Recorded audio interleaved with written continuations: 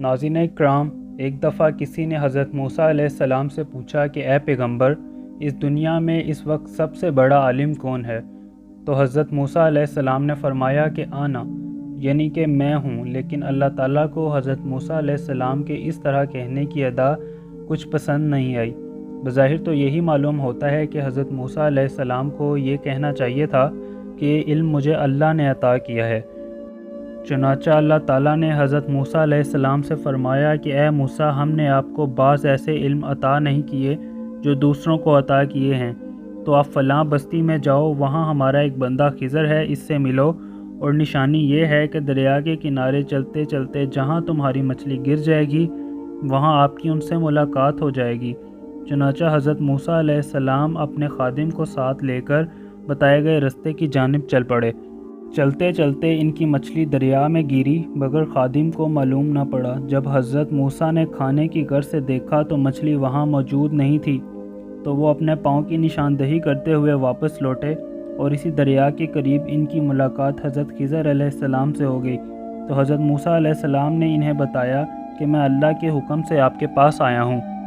حضرت خضر علیہ السلام نے بھی حضرت موسیٰ علیہ السلام کو خیر آمد کہا، لیکن انہیں یہ بھی بتایا کہ آپ میرے ساتھ رہیں اور جو بھی میں کروں آپ صرف اس پہ صبر کریں۔ اس پر حضرت موسیٰ علیہ السلام بھی متفق ہو گئے۔ اب دونوں ایک سفر پر رواں دواں ہو گئے۔ دریا میں کشتی کے اندر جاتے جاتے حضرت خضر علیہ السلام نے کشتی کو توڑ دیا، جس پر حضرت موسیٰ علیہ السلام برہم ہوئے کہ آپ نے ایک غریب کی کشتی کیوں توڑ دی، جس پر حضرت خضر علیہ السلام نے انہیں اپنے صبر کرنے کا وعدہ یاد دلایا، لہٰذا حضرت موسیٰ علیہ السلام خاموش ہو گئے۔ کچھ آگے چل کر حضرت خضر علیہ السلام نے ایک لڑکے کو جان سے مار دیا، جس پر حضرت موسیٰ علیہ السلام نے پھر سوال کیا اور حضرت خضر علیہ السلام نے انہیں دوبارہ صبر کرنے کا وعدہ یاد دلا دیا۔ اس بار موسیٰ علیہ السلام نے فرمایا کہ اب اگر میں آپ کے کچھ کیے پر سوال کھڑا کروں تو آپ بے شک مجھے اپنے سفر سے الگ کر دیجیے گا۔ چنانچہ دونوں چلتے چلتے ایک بستی میں پہنچے اور وہاں سے کچھ کھانے کو مانگا تو بستی والوں نے صاف طور پر انکار کر دیا۔ اب دونوں بستی سے نکل ہی رہے تھے کہ حضرت خضر علیہ السلام نے ایک ٹوٹی ہوئی دیوار دیکھی تو اسے دوبارہ کھڑا کر دیا، جس پر حضرت موسیٰ علیہ السلام نے پھر سے سوال اٹھایا کہ آپ نے پہلے ایک غریب کی کشتی توڑ دی اور اس کے بعد ایک غریب کا قتل کر دیا، اب ان بستی والوں نے ہمارے ساتھ برا سلوک کیا ہے تو آپ ان کی دیوار کھڑی کر رہے ہیں۔ جواب میں حضرت خضر علیہ السلام نے سب سے پہلے تو وعدے کے مطابق حضرت موسیٰ علیہ السلام کو سفر سے الگ کیا، اور پھر بتایا کہ جو کشتی میں نے توڑی تھی وہ اس لیے توڑی تھی کہ آگے ایک ظالم بادشاہ تھا جو کہ صحیح کشتیوں کو دیکھ کر ان پر قبضہ کر لیتا تھا۔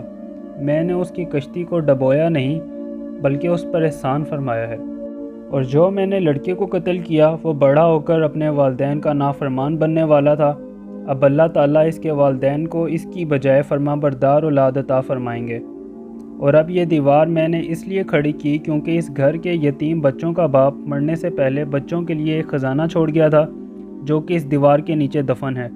اگر یہ دیوار گر جاتی اور خزانہ ظاہر ہو جاتا تو ممکن تھا کہ یہ خزانہ ان بچوں تک نہ پہنچتا۔ اور مجھے یہ تمام باتیں اللہ تعالیٰ نے بتائی ہیں، میں کوئی عالم الغیب نہیں ہوں۔ حضرت خضر علیہ السلام نے فرمایا کہ یہ ہیں وہ تمام باتیں جس پر آپ نے صبر نہ فرمایا۔ دوستو، کچھ لوگ یہ سمجھتے ہیں کہ حضرت خضر علیہ السلام کا رتبہ حضرت موسیٰ علیہ السلام سے زیادہ ہے کیونکہ انہیں حضرت خضر علیہ السلام کے پاس بھیجا گیا، لیکن ایسا نہیں ہے۔ حضرت موسیٰ علیہ السلام کا لقب کلیم اللہ ہے۔